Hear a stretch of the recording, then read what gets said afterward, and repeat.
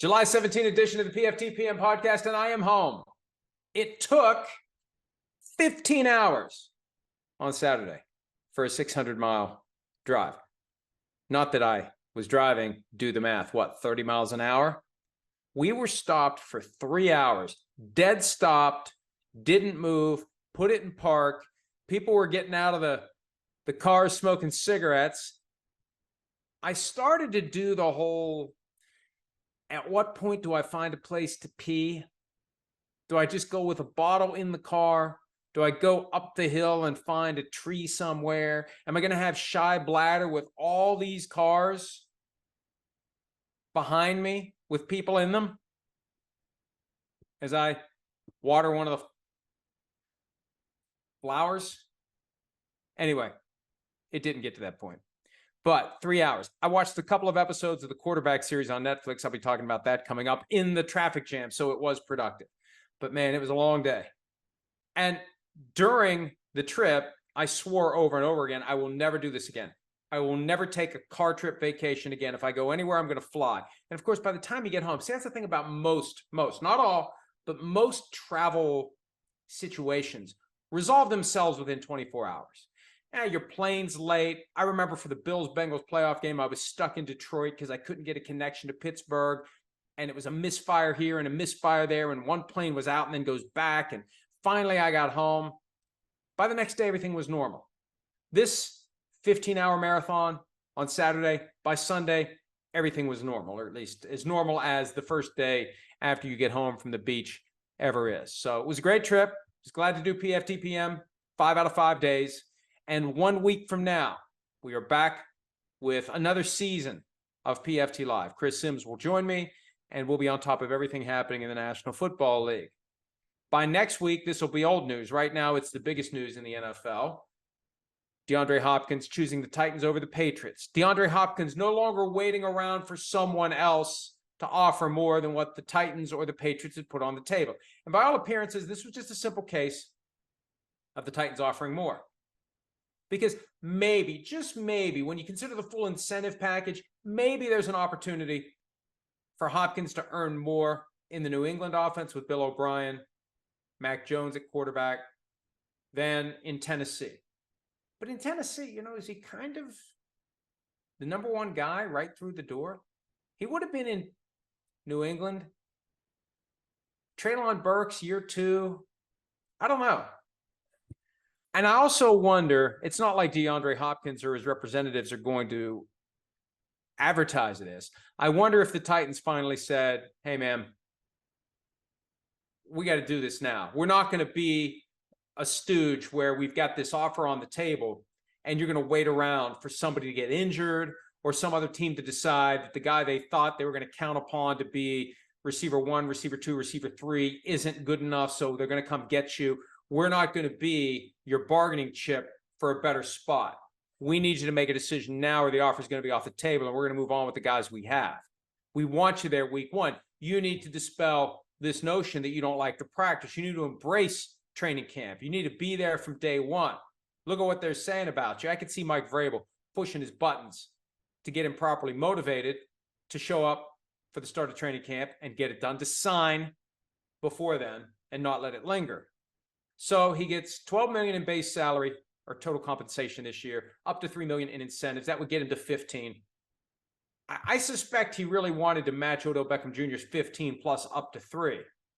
And that may have been why he was waiting. But at some point, you just got to take what you can take. I remember when the talk of him being available first emerged, when he was still with the Cardinals. And the sense was, hey, that $19 million plus that he's due to make this year, somebody's going to have to tear it up and pay him more. Well, nope, that isn't what happened.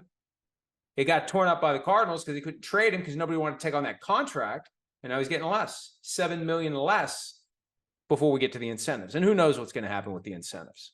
And they have a formula for receptions, yards, and touchdowns. The maximum is $1 million, but he can make different levels. And he's going to have a big season to get the full $3 million. And really, if he gets the full $3 million, if he plays well enough to get the full $3 million, $15 million is a bargain for the Tennessee Titans. And then they have him under contract for next year.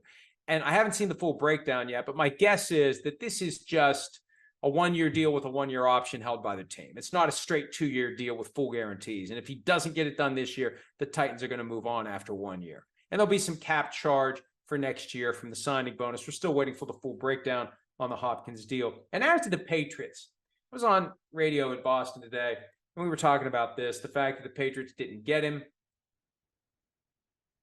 I wonder if Bill Belichick just really didn't want him. Because this was a different kind of courtship. Usually Belichick lurks quietly.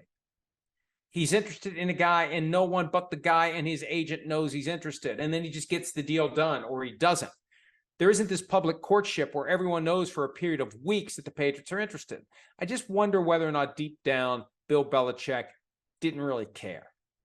Maybe placating Bill O'Brien a little bit. I don't know. And that O'Brien-Hopkins relationship, it was hardly warm and fuzzy when things ended, when Hopkins was traded by O'Brien to the Cardinals. So I never thought that one made sense. And I don't think Belichick was as serious about getting him as he's been serious about getting guys in the past, because he flies under radar, he gets it done, and we don't even know he was trying to get the guy. Like he did with Stephon Gilmore, like he did with Cam Newton, how like he did with Randy Moss 16 years ago. Nobody knew Bill Belichick was considering a trade with the Raiders for Randy Moss. We were like, what the hell? It was one of the best moves he ever made. So we'll see if passing on DeAndre Hopkins was a good move for the Patriots and if getting him was a good move for the Titans.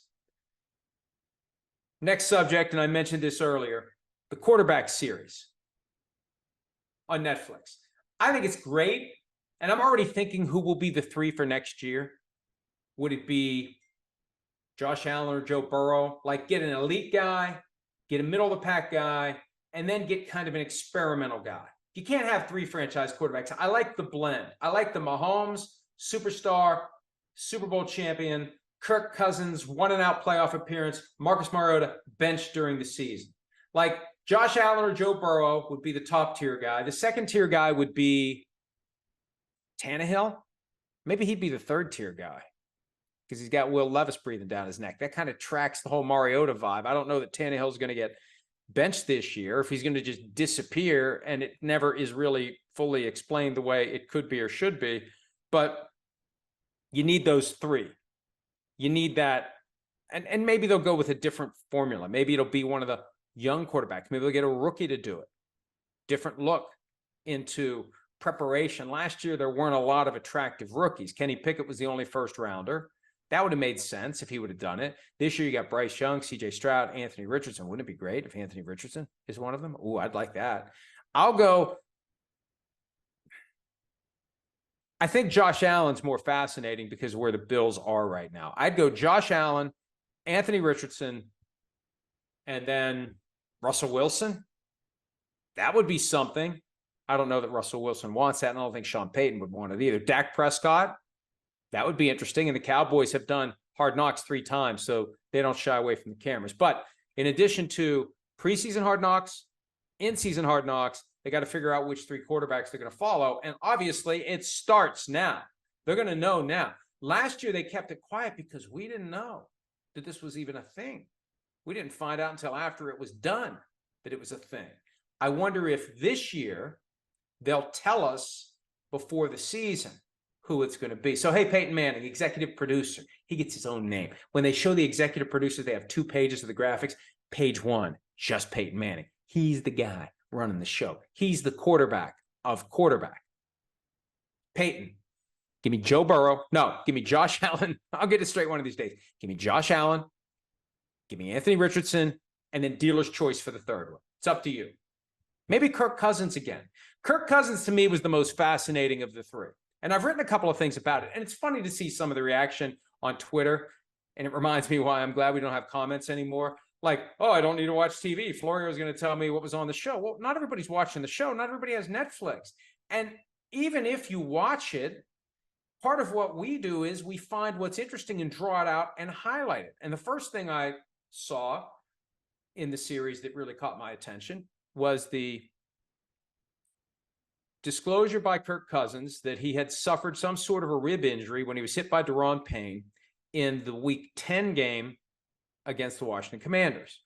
Because as we were all focused that week on whether or not Josh Allen would be able to play with the elbow injury he suffered that same day against the Jets, we didn't know Kirk Cousins was maybe an iffy proposition with his ribs, either a guy that may not be ready to go, although I never got the sense that he wouldn't be able to play. The question was, if he got banged around enough by the Bills' defense, would he reach a point where he couldn't continue? But he was getting treatment on his ribs. He was talking about how they're bruised underneath, and it's just a matter of time before the bruise comes to the front. He made it clear that he was injured, that he wasn't just in pain, that it was something that lingered beyond the game. And again, I don't care whether or not the NFL does or doesn't enforce its injury reports, because we know it's a joke. But situations like this prove what a joke it is. And it highlights, at a time when we're paying attention to the potential issues with gambling, the existence and the value of inside information. Because people knew what was going on with Kirk Cousins, possible rib injury. The team knew, agent likely knew, family knew, the people working on the quarterback series knew, because he was talking about it. Nobody else did. And look, the easy response, well, he shouldn't be listed. He fully participated in practice all 3 days. Yeah, that's fine. But we see all the time guys listed as full participants in practice, but it's still disclosed they have an injury. And I thought that the threshold for that was getting treatment. If you go to the training room for something, you're on the injury report. That's how I thought it always was. Cousins was presumably in the training room, getting treatment on his ribs. The way I've always understood it, should have been on the injury report. So that was the first one that caught my eye. The second thing that caught my eye, and this, I don't know why this is a hot take. When Tom Brady, the GOAT, pending whatever Patrick Mahomes does with the balance of his career, when Tom Brady says, and I don't have the quote in front of me, but basically, I work all the time and I sacrifice my life for this sport. And if you want to compete with me, you better be willing to turn your life over to football. He says that, and we're like, damn, well, now we know why he has all those rings. Now, that singular obsession with football can become unhealthy, and it can throw your life out of balance. And he went through some stuff last year that may have resulted in whole or in part from his unhealthy obsession with football. But the reality is, there's always guys like that out there who are very talented, and they're very obsessed because they're never satisfied. They want championship and another and another and another and another. And those are the guys you're competing with. So, and I'm not making a judgment here of Kirk Cousins, but I think it's significant that he decided to disclose, and the Vikings decided, to the extent they had any influence over this, to allow him to disclose that he religiously takes Tuesdays off when they're on a Sunday to Sunday schedule. Always takes Tuesday completely off. The impression he created is he does nothing. Doesn't open the iPad and look at film. Doesn't study the playbook, the game plan. And usually what happens is the game plan is devised on Tuesday, given to the quarterback maybe Tuesday night. I don't get the impression he does anything with any of that. He takes a full 24 hours off in season every week when they're on a Sunday to Sunday schedule. And again, that's fine. If he's comfortable with it, if he thinks it's helping him be as competitive as he can be, if he thinks he needs that balance, the law of diminishing returns and whatnot. But as he acknowledged, most quarterbacks don't do that. And I know it's the player's day off. And I don't know if this is a generational thing or what. And I understand that people can be very protective of their free time. Got to be protective of my free time. My attitude is, if you want to be great at something, there's no substitute for spending the time on it. And work and work and work and work and work. And yes, it could potentially be unhealthy. It could throw your life out of balance. Maybe you don't get enough sleep. Maybe you don't eat well enough. Maybe you have issues with personal relationships because you're so obsessed. But the problem is, there's always going to be somebody that obsessed. There's always going to be somebody who's as good as you, who's working harder than you, and getting the absolute most and then some out of what they have, so they're ready to go win in that 60-minute window when you've got 3 or 4 plays that make a difference in the game. So, again, Cousins said this is something he started doing 8 years ago. I'll leave it for others to come to the conclusion as to whether or not his struggles in prime time or his inability to get beyond the first round of the playoffs, other than 2019 when they won wild card game in overtime before getting beat pretty handily by the 49ers. Does that have anything to do with shutting it down? I don't want to do the get off my lawn thing, but you got plenty of time off as a professional football player. I mean, real. I hate to be like the people that I say, hey, listen, don't line up behind the owners, don't chastise the players, don't say they get paid too much money, because they're worth everything they get and they should be getting more. Great quarterbacks should be getting more than what they're paid. But man, during football season, when you know that the guys you're competing with are putting in work on Tuesday, they're studying film, they're studying your defense, they're studying their own film to identify their flaws, they're doing, just whatever it takes to get better, a little bit better, a little bit better. You think about that Tom Brady mindset. And that's what you're competing with. See, that's the thing. It's because I've seen some reaction like, oh, well, maybe one of these days we will applaud people who prioritize their life over their work. Well, maybe we will. But until they start giving out Lombardi trophies for it, it doesn't matter in the NFL. It's an extension of the coaching mindset.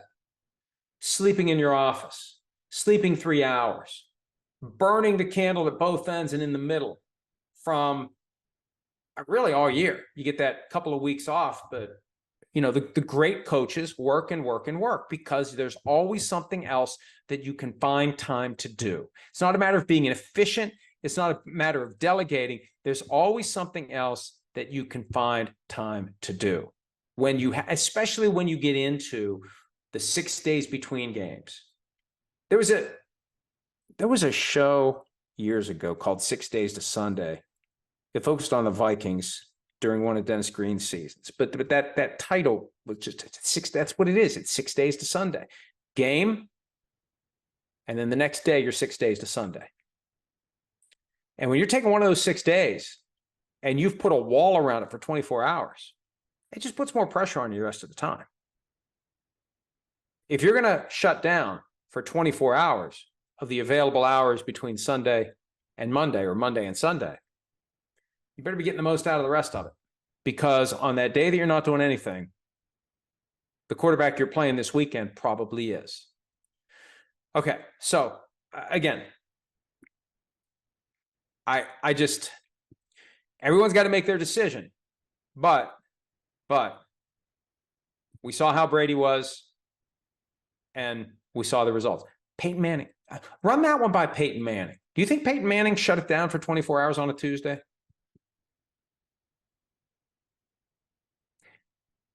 One other thing from the quarterback series, and I still got another episode and a half to watch. 4th and 8 for the Vikings against the Giants in the wild card game. I've said it before. I've said it directly to Justin Jefferson. He gave me that kind of knowing laugh, like, yeah, I don't care that he was double teamed, Kirk. You got to throw it to him. Kirk explains that in that spot, he saw that Justin Jefferson was double teamed, and he thought it was reckless to put the game in to that moment. He did against the Bills, and it worked out. Putting the season into it here. But what are your choices? What are your choices? You got Dexter Lawrence wreaking havoc up the middle. You got TJ Hawkinson, who, unless the guy covering him falls down, is not going to get the first down. Like, okay, I'm not going to throw it to Justin Jefferson because he's doubled. Well, what else can I do? Here comes Dexter Lawrence. Here's TJ Hawkinson running this little flare pass. Like, why the hell is he running that route anyway? Why isn't he going to the sticks? That astounds me on top of it. But watch the episode. And I need to go see the actual all 22 film to see what happened after it stopped playing on the quarterback show. They showed Justin Jefferson running down the right. He's got a corner to the outside. He's got a safety to the inside. But, man, it looks like the safety's just about to get caught flat-footed. Justin Jefferson's running, and the safety's coming over. I don't know how that safety is going to pivot his body and take away the inside long pass. I think there was a window there for Kirk Cousins to fire that ball deep and let Justin Jefferson go try to get it. And if he doesn't, hey, you know what? You could do worse things than trust the greatest receiver in the game, who has proven he catches anything and everything thrown his way when you have the season riding on it throw it up and let him go get it. So there's nothing that I heard or nothing that I saw that makes me feel any differently about how I felt from the moment I saw it. And I know that he had a guy in his face, but he had a window to fire the ball deep to Justin Jefferson, just like he did in that Bills game. He had a window to get rid of it, just like he did in the Commanders game when he injured his ribs. He had a window to get rid of it. And I just think that what he needs to do is get past the idea, because he explains this as it relates to the Commanders game. There are certain situations where he comes out of the huddle praying that Justin Jefferson's going to be single cover because he knows we got this. Kirk, you got it even if he's double cover. Throw it to him anyway. Throw it to him anyway. Trust him. Trust him to be the guy who springs up. Those other two guys have to execute. They know the season's on the line. They know the stakes. Trust the guy who's already proven that he will go get the ball no matter how many people are around him. So, anyway, I get distracted while I'm doing this. I'm gonna, Pete's gonna love this. Pete, you're producing this podcast today. I'm being distracted by text messages from Pete. Pete, don't send a text on the PFT Live show thread while I'm doing this podcast. Please, it's a distraction. And he's reacting to getting called out. All right. It's fine. I don't care. Text all you want. I can deal with distractions. I think the whole distraction thing, especially in football, is overrated. Like I wrote this today with Hard Knocks. Oh, it's a distraction. Well, you know what? You know what a distraction is when you play football? It's lining up across from a guy whose assignment is to do the exact opposite of what you're trying to do. That's a distraction. So you deal with distractions all the time in football. There's always something that is trying to distract you from the thing that you're trying to do, whether it's directly or indirectly. But most of your time, it's pretty direct. It's that man who is about to hit you as you're getting ready to hit him, or that man who is trying to cover you as you try to run a route and get open, or whatever it may be.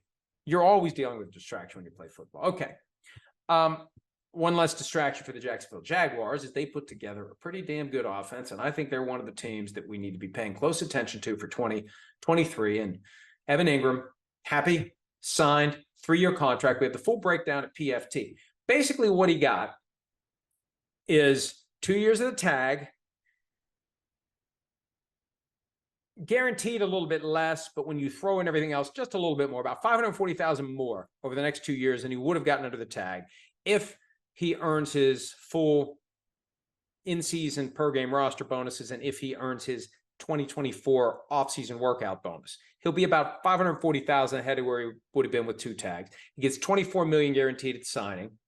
So he's basically got about $1 million less than what he would have gotten under the next 2 tags. He would have got about 24.95 tagged twice. He gets 24 fully guaranteed now. And he loses the injury risk that goes with year-to-year tag, because you assume you're going to be healthy enough and good enough this year that they're going to want to tag you at all next year. They basically committed to 2 tags, and then it's a Jaguars option for 2025, year 3. So, a fair deal. Some will say it could have been better. It could have been worse. And it's better than doing the 1-year franchise tender because you do have the security of the 2 years, and you'll either get $15 million or so in year 3, or he'll be released and he'll be a free agent and go anywhere he wants. But they got him. They got Calvin Ridley, which I think will be their secret weapon. They've got Christian Kirk. They've got Travis Etienne in the backfield. They've got a very potent offense led by Trevor Lawrence, who's really coming into his own at the quarterback position, and in my mind is already one of the shortlist franchise quarterbacks.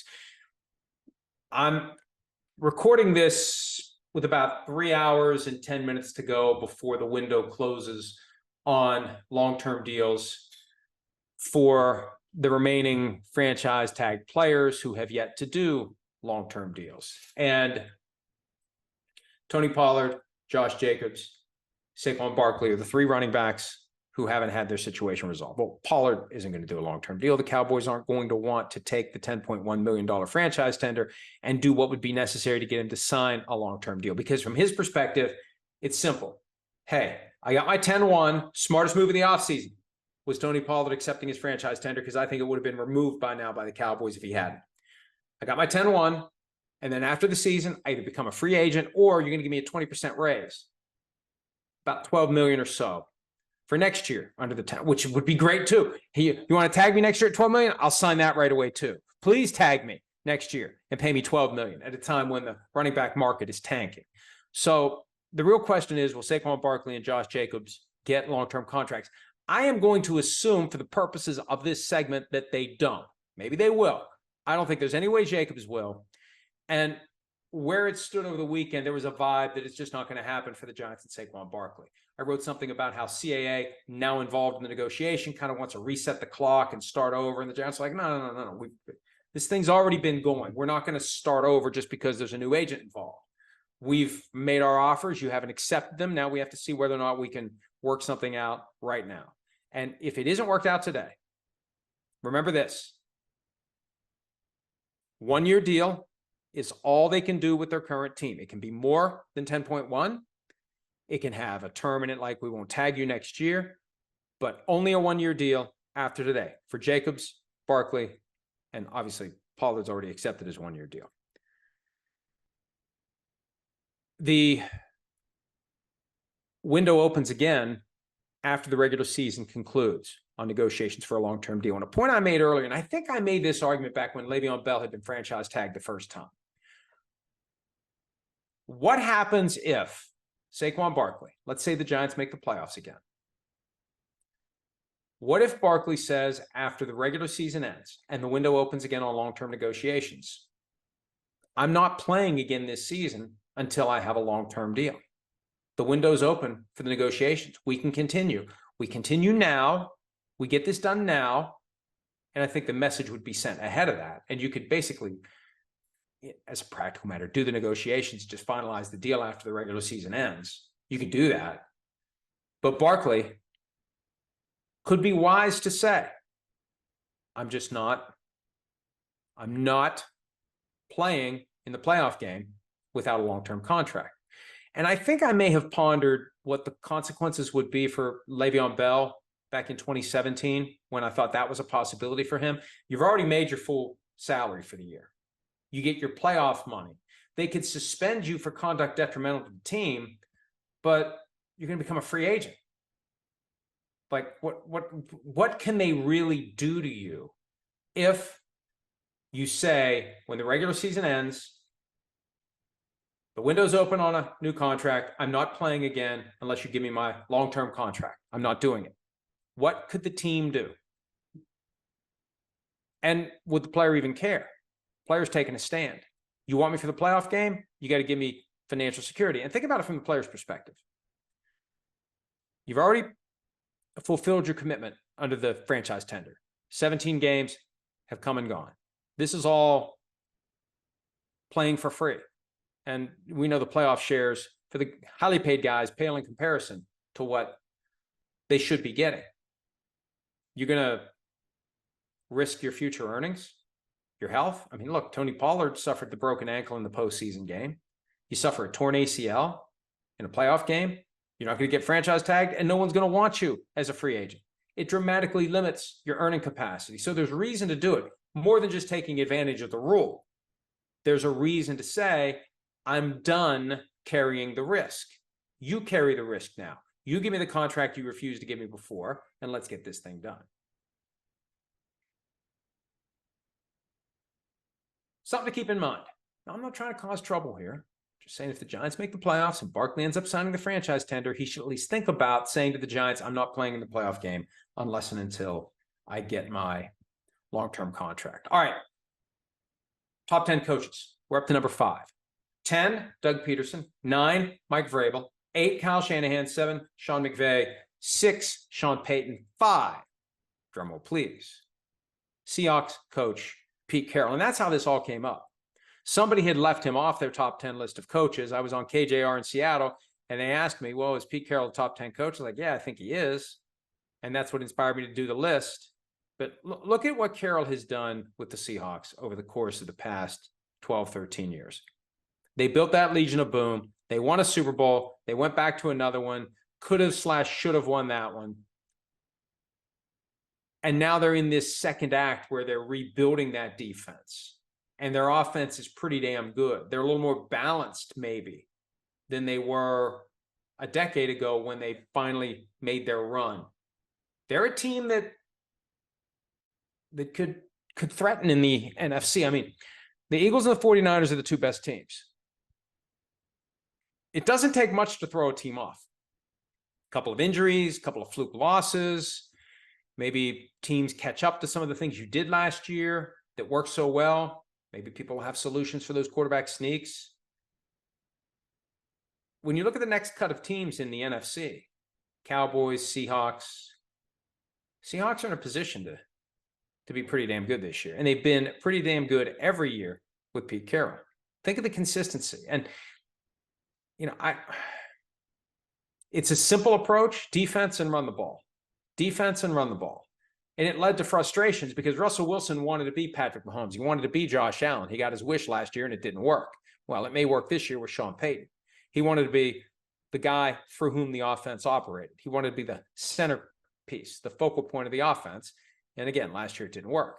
The Seahawks don't want that one person to be the centerpiece of anything. That's why it was kind of surprising to think they were considering quarterback at 5, but I do think they would have taken Anthony Richardson if he had been there, that they're convinced he was going to be a generational type talent that they couldn't say no to, and they'd have him under contract for 3 or 4 years before they had to give him big money. But I just think that they've got a lot of things going in the right direction. They had the 2 first-round picks this year. They both could turn out to be very good for the Seahawks. And it's just, there's something about Pete Carroll's way. And maybe what you need to do after every few years is clean out the locker room and start over. Maybe the message starts to get stale for some of the guys who have heard it 5, 6, 7, 8 years. But that idea of competition, and he's got that boundless energy. And if you see him on the field before the game, like he's hopping around and throwing this, and then you see him away from the game, and he looks older than every bit his age. He looks 20 years younger when he's out there before the game, and he looks a lot older when you see him away from the field moving around. So there's something about that atmosphere that gets the most out of him. He's got a natural enthusiasm. He's young at heart, and he's been a pretty damn good coach over the years. That's the main reason. There are many others, but interests of time prevent me from going into excessive detail. I think most out there will agree that he deserves a spot in the top 10. And when you get to this point, 5, 6, 4, 7, who knows? But for everything he's done and what he's still doing and what I think he's going to do this year, Pete Carroll comes in at number 5 on the PFT list of top 10 coaches for 2023. Okay. Let's see some questions here. And I was having an issue earlier because I had a typo in the tweet and it wasn't letting me pull up the responses. Let's see if it does now. There's a lot of responses here. I don't know if this has all of them. But I'm just going to go with the ones that have shown up. Berger in Austin, why is there a deadline to get a long-term deal done on franchise tag players? I addressed that last week. I don't know. It helps the teams because what it does is it takes away the ability of the player to get anything in exchange for utilizing his leverage. Hey, I'm going to hold out into training camp. Okay, go ahead. We can't give you a long-term deal. Hey, I'm going to skip week 1 of the regular season. Well, we can't do anything about it now. We can't give you a long-term deal. It makes it harder for the player to have a real incentive to exert his leverage because he can't get the thing that he wants. All you can get is more money on the long-term deal, more money on the 1-year deal or some commitment that next year they won't tag you again. So it just doesn't make sense.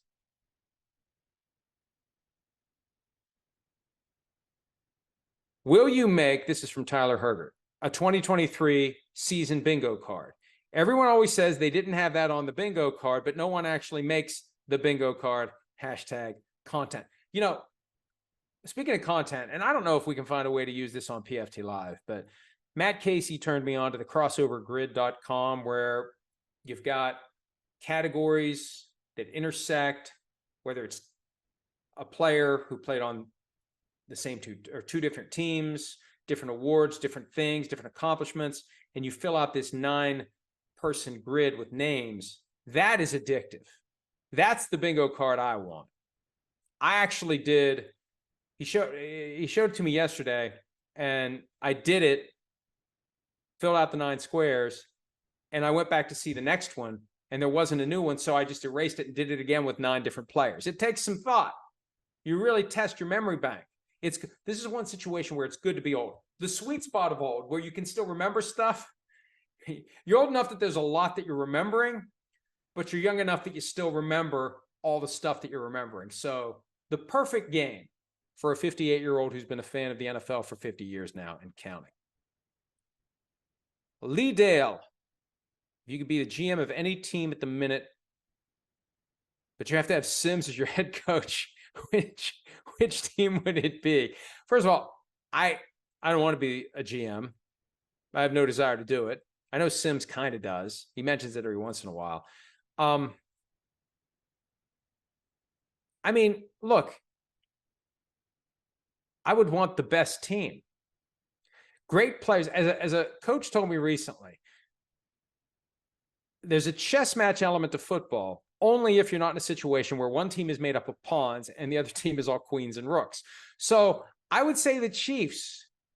I would say that Sims could work with Mahomes and I could just kind of sit back and play the Brett Veach role. And yeah, and you get a chance at getting a ring because the infrastructure is already in place. If you screw it all up, there's still a pretty damn good chance they're going to win the Super Bowl despite you screwing it up.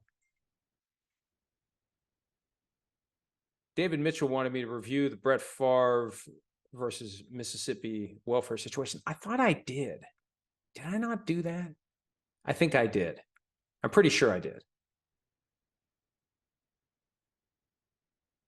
Dilip Rao, how does one communicate to someone whose back has never gone out the sheer pain, immobility, and horror, as well as shame, that such an event confers on the sufferer? I've got an issue where my sacroiliac joint goes out of alignment on me once every 5 to 10 years. And during that 2-week period where it's acting up, it is debilitating. It is frustrating. Everything you do hurts. Every way you move hurts. You can't get comfortable in bed. You think you find a comfortable position and you move a little bit and you're not comfortable. It really is horrendous. And it makes you feel instantly 30 years older. Mine acted up last year. The first time I went back to Connecticut during the regular season, Matt Casey had people over at his house on a Saturday night. And while we were there, we were talking about back issues, back problems. Somebody mentioned somebody had a back problem. And I said, yeah, I've got this thing. And, I've been knock on wood. It hasn't bothered me in a long time. The next morning, I was sitting on a chair at the hotel doing some work, copy, paste, snarky comment. And I moved. I'm not going to try to simulate it because I don't want it to happen again. I moved a certain way. I just shifted in the chair and I felt something grab and I was done. And it, like, for the rest of that day, it was kind of there. By Monday morning, it was horrible. And I walked through the airport with my 2 bags, carry on, computer bag, and my bag with my 1 day of clothes other than what I'm wearing. And I mean, it wasn't real heavy, but it felt like I was carrying around like 7 bowling balls. And LaGuardia now, good news, it's no longer a third world country. Bad news, you got to walk.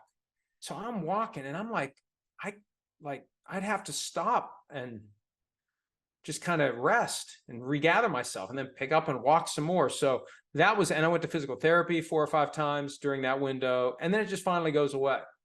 But it's horrible while it happens. And there's all sorts of different back issues. But for me, it's that sacroiliac joint. And I found out, because I did, when I got my physical, a body composition analysis where you get your fat percentage. I'm 19.1%, I think, which actually is pretty damn good. It sounds like a lot, but it's actually pretty good. But it's a series of x-rays, low dose x-rays that go top to bottom to figure out, what percent is this, what percent is that, what percent is just pure bullshit. But my I got a little scoliosis. My spine's a little, it would be this way. So that kind of gives me, like, I feel like sometimes I want to do this.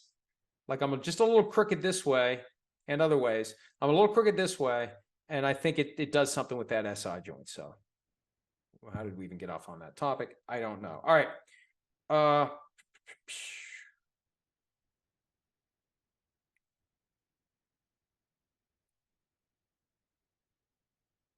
Drew Porter, do you think Alvin Kamara will serve a suspension this year? Now that he has pleaded no contest to misdemeanor breach of the peace charges or something like that, but still at the core is an allegation of assault. The NFL has been monitoring the situation. The NFL moves forward with something, proposes a punishment. Judge Sue L. Robinson decides the case. The NFL has jurisdiction over the appeal. I think that they could get all this done before week 1. And my guess, I hate to make a guess for something like this, but my guess is he's going to get a 2-game suspension. That's my guess. So we'll see. I don't have any information to base that on. The other thing they could do, in theory, because we heard a lot about Deshaun Watson and the league discussing a potential settlement, they could work out a deal where it doesn't go to the formal process. But I think it's going to be, if I had to guess, and I am guessing, I'm choosing to guess, I don't have to, but I'll do it anyway, 2 games for Alvin Kamara.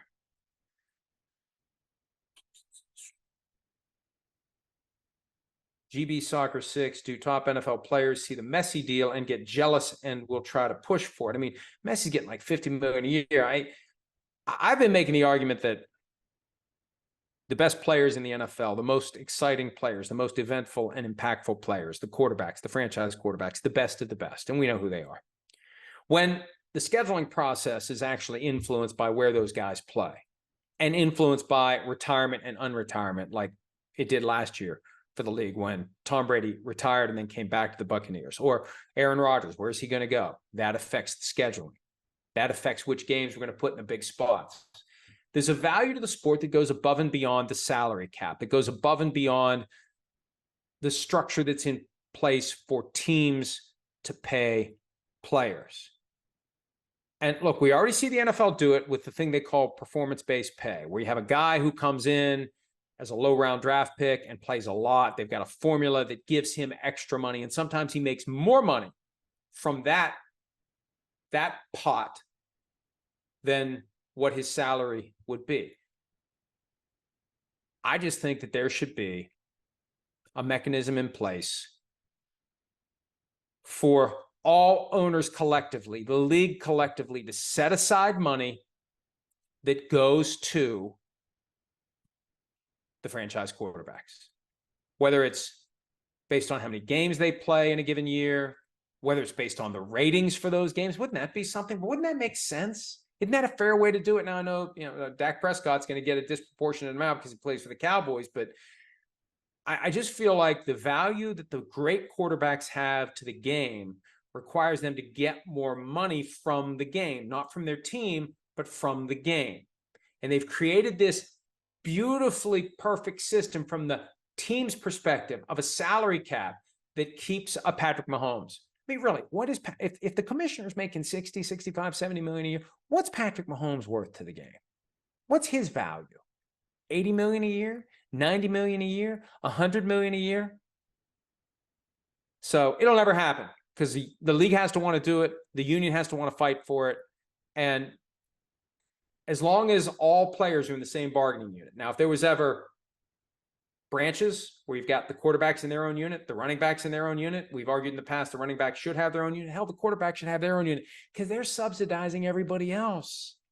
That's what they're doing. The great quarterbacks of the NFL are subsidizing the rest of the league, the rest of their teammates, the rest of the sport, because people are tuning in to see the best of the best, and the best of the best aren't getting the money that they deserve. All right. Somebody wants to know when PFT Live is coming back. At least the question isn't, why are you no longer on Sky Sports? I really do think they're just messing with us now when they ask that question. PFT Live returns next Monday, 7 a.m. Eastern. I gotta get up early again. Just when I get used to not getting up early, I gotta get up early again. I'm still up. I'm still up at the same time every day. Let's see here. Juicy Fruit Zero. With the conversation you had about Justin Jefferson on Friday, and we were asked on Friday whether or not the Vikings would use Justin Jefferson as part of a trade package that would be utilized to get a Caleb Williams, get their franchise quarterback. And my first reaction is, no, you don't want to do that. You got Justin Jefferson. You don't want to get rid of Justin Jefferson, but a franchise quarterback, a guy that's going to be your main go-to straw that stirs the drink for 10, 15 years. There's some value there, I guess. I don't like it, but I understand it. So with that conversation, do you think there was a thought, even just a tiny one, the drafting of Jordan Addison as a lower replacement for JJ? So if Jordan Addison shows anything, JJ can be used to trade for a franchise quarterback they're wanting. And oh, by the way, Addison played with Caleb Williams at USC last year. So maybe that's what they're thinking about. I don't know. Ghost of PFT comments section. What do you think a successful season for Jordan Love and the Packers looks like? Do you think it's predominantly tied to wins, stats, or flashes of good, great? Is that good enough for Brian Gutekunst? I think getting to the playoffs would be successful. And I think I'm not ready to take my hand off the checker, but I think they will. I'm sliding the checker there toward Packers make the playoffs, and I'm holding my finger on it until right before the start of the regular season when we make our official picks. But I think they're going to be good enough to get to the playoffs. And I think it's a good pass-fail for the first year. Now, if you come close to making it, maybe that's kind of pass. Maybe it's incomplete and we kick it to next year. But if they get to the playoffs this year, that's a successful season. Even in a watered-down division, in a watered-down conference, if the Packers can get to the playoffs, that's a successful first year for Jordan Love. All right, we're done. We'll do it again tomorrow. We got 4 more of these left before PFT Live returns next Monday. We'll have constant updates around the clock at profootballtalk.com. Thanks, as always, for some of your time. See you back here again on Tuesday. Hi, it's Mike Florio. Thanks for watching PFT on YouTube. Hit subscribe for the latest news and analysis from Pro Football Talk.